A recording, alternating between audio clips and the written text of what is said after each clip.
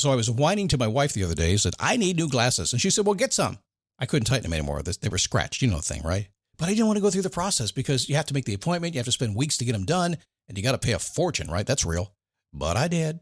I spent $500 on frames and glasses, and that was cheap. And then I ordered a pair from my sponsor, Zenni Optical, for $70. Zenni is an online eyewear shop. Prescription glasses, sunglasses, blue light lenses, starting at under $30. You go to Zenni.com, you pick a frame, upload your prescription, and they ship it to your door. No appointment, no store, no upsell at the counter. And by the way, if you are saying, do I really need new glasses, or do I have to put up with one pair to do everything I need to do for the next 2 years? No! You can get what you want starting at under $30. And if you've never bought glasses online, don't worry about it. I haven't either. Zenni has a virtual try-on so you can see exactly how the frame looks before you commit to buying them, with no salesman looking at you saying, those look good, but these expensive ones would look better. No, you don't get that. I'm excited. I can't wait to get my Zenni glasses and tell you more about them.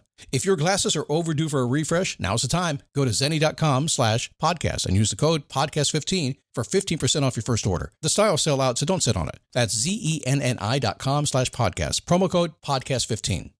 You might have heard that live shopping is exploding, and I have to tell you, I have been on Whatnot for a couple of weeks now, and I see why it is. Now, Whatnot is my sponsor, and they are the reason I got on the platform and checked it out. I'm glad they did. They made it easy for me. I'm going to make it easy for you. I love it. Whatnot is where you get great products without paying full price. It's that simple. I'm hooked on their live shows, too. You got to see them. They're so much fun.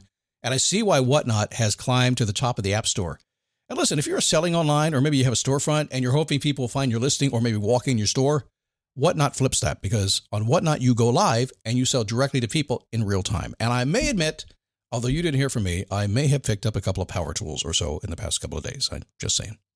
Whatnot, it's the largest dedicated live shopping platform with beauty, collectibles, electronics, luxury, fashion, even cookies, and anyone can sell. In fact, people who sell on Whatnot sell 10 times as much as any other major marketplace.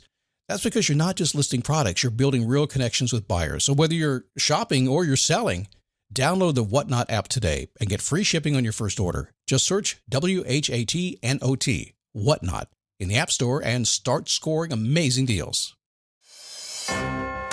Never give up, fighting to the end, gotta get back up. No time for loss, fighting to the end no matter what the cost. Keep moving, gotta get back up, what? Keep moving, gotta get back up. Keep moving, gotta get back up, what? Keep moving, gotta get back up. Come on in. Happy. Is it Thursday? I think it's Thursday. I don't know. I have no idea. Remember, I've had a hip transplant. No, I didn't have a transplant. I had a hip replacement. A THR?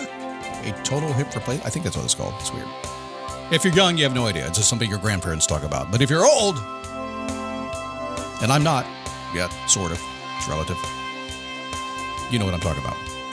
So today we're going to talk about productivity efficiency. It's a big conversation I have all the time. And I'll tell you here's why in a second.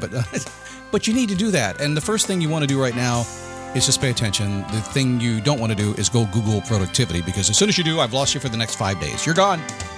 That's it. You start making notes, start going to podcasts, look at YouTube videos, how to be more productive, and you realize, man, I didn't get anything done last week. Stop that. It is a daily boost from motivationtomove.com, the positive boost you need every single day, episode 4829. My name is Scott Smith. I'm the gentleman with the new hip. Look right here. It's pretty awesome.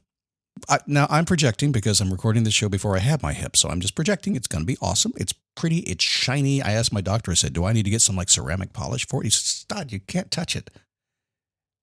He looked at, I was kidding. I think, doctors get caught up in their own little world, and I live in a world which basically says, mess with the doctor caught up in his world. Good to have you here today. These shows are pre-recorded this week.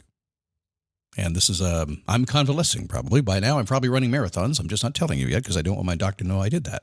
I did ask him, I said, so what's the fastest recovery you've ever seen? He said, well, I had one guy had his hip replaced, and he sent me a picture. 3 days later, he's in a spin class, standing up, doing a spin class. I said, man, what's happened? He said, well, let me tell you the other side of the story. He's also the guy that came back the fastest to get it fixed. I said, got it. Lesson right there. Boom. Good job, doctor. It's good stuff. It's interesting. Come on in here just a little bit as I talk to you just a tad this week, because I'm really kind of stream of consciousness. It's a convalescent consciousness conversation this week, right? Oh, I like that alliteration. That's cool. But I'm a upbeat, motivated kind of guy. I don't understand a lot of old people because a lot of them they're not that way. But they're like a lot of young people too. They're not that way either. And my whole entire life, I've run into people like that no matter where I went. Stuck at a place, and I walk in the door believing anything is possible and just being realistic and say, well, let's do it. Because I totally believe that you get what you think about, as long as you get off your ass and go do something about it. Now, while I'm convalescing, I can't necessarily be off my ass, but I can metaphorically be there, and that's where we are today. So I'm going into this thing in a manner of like, let's project forward. Let's be positive about it. Let's take what we got, just make lemonade out of the lemons that we have. And I want you to do the same thing constantly. If I play no other role other than completely driving you crazy because I talk too fast, sometimes slurring my words, messing up what I should be saying in the wrong way. Sometimes I make you laugh like crazy, and other times I totally get you mad. If I do nothing other than that, well, that's pretty good, actually. That's a lot of people can't do that. That's a real skill set. But if you just realize that the one thing I think I do very well, thank God for my mom giving me this trait, is no matter what the hell life throws at me, I just go, oh man, that stinks. All right, let's go fix it. That's why the Daily Boost is here. At least for now. At the end of the year, it might become something else. So we'll see what happens. If you like me in the stream of consciousness stuff, you might want to talk me into it. Because I'm kind of letting loose a little bit this week, and I just got a feeling like, yeah, I don't know if this is the right thing to do, but what the hell? Joe Rogan needs somebody to challenge him. Let's talk about productivity and efficiency and productivity. I'll get to the show. A lot of people said, no, he wasn't there in 32 seconds. I'm gone. You lost the click. Good. See you later. Can't worry about anybody else, can you? You just can't. When you start worrying about everybody else on the planet is when you sink and are unhappy. When you just do your own thing and find the people who are your tribe who like you, that's when you soar. Take that to the bank. And you will, I promise you. So why do I want to talk about productivity efficiency? So let me set this up first. Are we 8 minutes? We're 4 minutes into the program. Okay. I'm not keeping track today. It's over there somewhere. I'm having to do the math while I talk to you. So I have my Face Your Passion coaching group. These are cool people, and you should be a member someday. Although I'm not taking everybody. You got to be in a certain spot to be part of my group because I don't want to mess up the equilibrium of the group. And so you have to be a certain spot. But these people, generally speaking, have done a little bit of personal development work, probably a lot, actually. They're in their careers. They're pretty settled. They're between 28 and 60 years old. And what they have in common is they really have built a life they love, except it's not quite all there. And so our job is to figure that out, is to help them get there. We do that through a process. We use an awareness process to get there that works very well. So here's, from a coachy coach standpoint, here's what happens next. And most y'all get this backwards. What most of you do, you look at the productivity. If I get more productive, I can be the person I want to be. We don't do that. What we do is we say, okay, let's figure out, what's driving you, what's the inner driving values, what do you really want, what do you pay attention to? And then we start reverse engineering the productivity we need to get there. Because the reality is, once you're focused, that's when productivity comes into play. It's not about doing more stuff. It's about more stuff that's important to you. So I talk about this all the time. And to be honest, I'm pretty freaked out about it sometimes.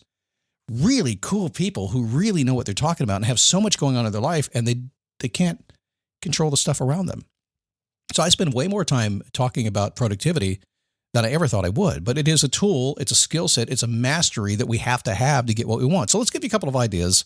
If any of this relates to you at all, here's a couple of ideas about how to be more efficient. Number one rule, always say no to meetings if at all possible. And if you have to do them, keep them short and sweet. Now, I know that sounds kind of generic, but let's expand it a little bit. Yes, meetings at work. Yes, community meetings. It's amazing when you get a group of people together, even at church. It's amazing how those people suddenly will keep you busy and tie you up in a meeting. Your relationships with your kids, with your wife, with your husband, with any family members. It is amazing how meetings show up. I like to consider Facebook a meeting. If I jump on the Facebook feed and I interact with anybody there, I'm officially in a meeting and I'm distracted from everything else. If somebody pops up on my chat, my messenger, I'm now in a meeting. Say no as much as possible.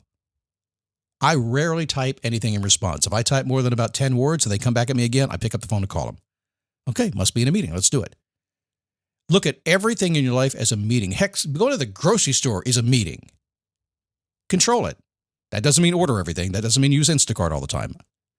You poor people who order everything, man, you're missing out on the world. Oh, I don't have time for that. I don't have time to go leisurely shop in the grocery store and enjoy my produce. Your life is upside down. You're doing that stuff. You're not that important. I'm not either. Nobody is. Say no to meetings as much as possible. Look at meetings as almost anything that you do every single day. Somebody said, man, I never heard anybody talk about that before. That's different. Welcome to Scott Shows. Number 2, delay paying attention to incoming communication. It's nothing more than somebody else's to-do list. I'm not the first to say that. Probably stole it from somebody. Just going to be honest. We all steal stuff from everybody. Don't even know it, right? You ever be talking about something for like 20 years and go, wait a second, I didn't say that first. I thought I said it first. It happens. But do your stuff first. Now, why do I talk about this? Because I literally, and he's going to love me, not going to say his name, talked to a client yesterday. I've had this client 3 years now. And we cover lots of things. It's been just an amazing journey in his life, helping him do personal and business stuff. And yesterday it was, well, Scott, how do you control your email communication? And please, he knows me really well, so he's going to get this. And he knows my jaw would drop.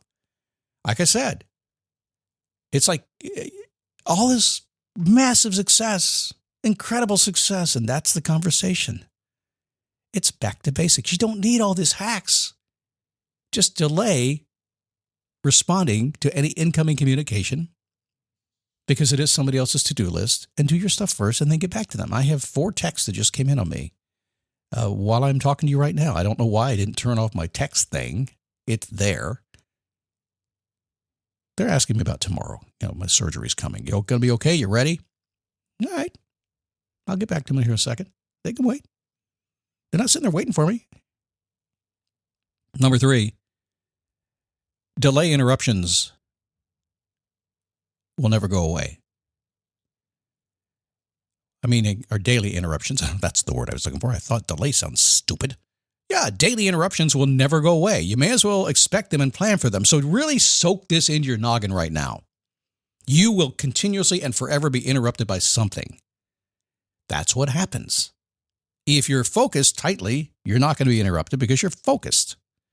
But the minute you release that focus, it's like the universe says, come on, let's go get him. He's not paying attention. And all your friends do the same thing. They do. They're going to interrupt you. Somebody said, Scott, I just closed my door and that's good. I said, yeah, I did too, until they started knocking on the door. Then some dude somewhere said, I have an open door policy. Dumbest dude I ever knew. Really? Close your door, put a sign on it, leave me alone. I'll be out at noon. Tell me I'm not wrong. Right. Got to focus, got to pay attention. Now, by the way, there are some people, if you're in customer service, your door has to be open. People say, yeah, but the boss of the company, the big CEO, is making all the money, doesn't seem to do any work. Yeah, because he got up at 4 o'clock in the morning, did everything he had to do, went to the gym, had a personal trainer, and showed up so he could spend time in the hallway talking to you. Interruptions are his job. If they're your job, just expect them. They're not ever going to go away. You're not going to get rid of them. The minute you think you do, something's going to happen. In Florida, sometimes we call that a hurricane. Number 4, only schedule up to 50% of your day. That's a hard, ironclad rule for me. It gives you more time for the unexpected. Again, those interruptions, those unexpected events are going to come up anyway. When I do a lot of coaching, and I really enjoy that part of it. I enjoy the podcast, but I enjoy really helping people and talking to them on the phone. But that takes up my personal time too, which is fine. I do what I love, right? But I can only do it so much. And at 50% of my day, my ability to focus and really help has been really taxed at that point. In fact, I would even go so far as to say, you don't even have 50% of your day. You might have 20 or 30% of actually really enjoying your job, really enjoying what you're doing, and really being helpful. But I also understand that, hey, 50% of scheduled of your day is, that's reasonable. So do that. Just keep control of it. And the reason is so you have more time on the other side of it. I see it too many times. I've been doing this job long enough now. It just comes down to that. I've talked to tens of thousands of people again and again and again, the same thing over and over and over again for year after year after year. 50% of your day. That's the rule. And the big one that is never, well, okay, let me give you an out on this, okay? No more multitasking. Finish one task before the next. There's a lot of ways to think about this. We can discuss this all we want to, but there are some mind signs here. First off, your mind, your prefrontal cortex, your executive center of your brain can truly only totally focus on one thing. That's it. That's the job of the executive center of your brain, to focus on one thing. And really, its job is to focus on novel items, new stuff. That's where your focus should be. So, but it can only really do one. Yes, it can sort of kind of manage stuff in the background, up to, some people say 4 to 7 additional thoughts in the background. But ultimately, when you get dialed into one thing, that's all you can do. So multitasking is just, it's just, no, doesn't work. Plus, if you focus on one task and get it done, guess what? You get to check it off and go to the next one. If you do a piece of a task, if you have 10 tasks and you just do a little piece of each 10 tasks, it takes 10 times as long to finish. That's all there's to it. But at the end of the day, your mind doesn't know how to focus on more than one thing. Now, for those of you who say, but Scott, times have changed.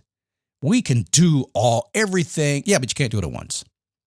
I don't care if times have changed. I don't care if you think you can do more. Trust me, if you're paying attention to 10 things and I give you a call, you're not paying attention to me. But here's the secret. If you're not paying attention to me, I know how to get you to pay attention to me, and you're not going to like how I do it.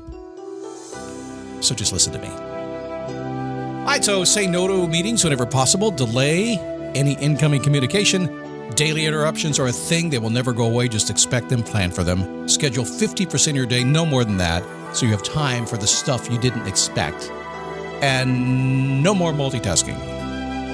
We're going to have to come up with another name for that. That needs to be reinvented. It's time. I shall do it. I have the qualifications. I have nearly 5,000 podcasts. I should give it a name and cast my authority upon the new name of No More Multitasking. That doesn't work. I'll find something for you. Holy moly. How much coffee did I have today? Oh, gosh. I get excited about the silliest things. Surgery? It's weird. I must be sick. Not sick. Creatively inspired. Keep moving, gotta get back up, what?